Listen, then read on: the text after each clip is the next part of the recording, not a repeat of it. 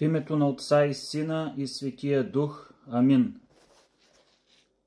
Скъпи мои сънародници, братя и сестри в Христа, сърцето ми прилива от тревога и надежда, докато се обръщам към вас в този съдбовен момент за нашата родина и светата ни православна църква.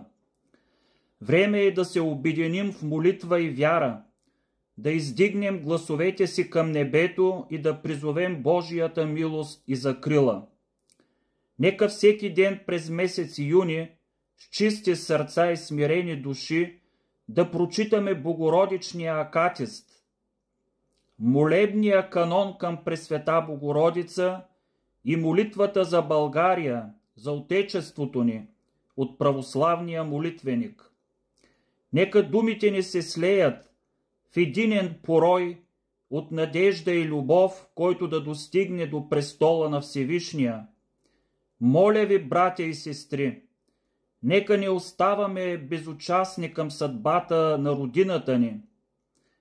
Нека не позволяваме на разделението и злобата да ни разкъсват.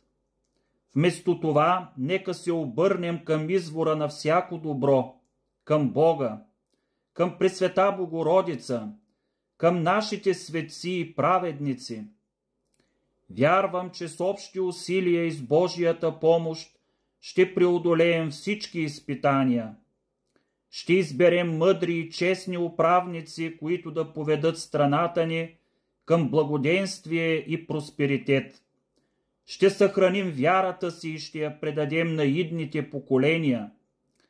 Нека бъдем достойни наследници на нашите славни предци, които са проливали кръвта си за свободата и вярата на България.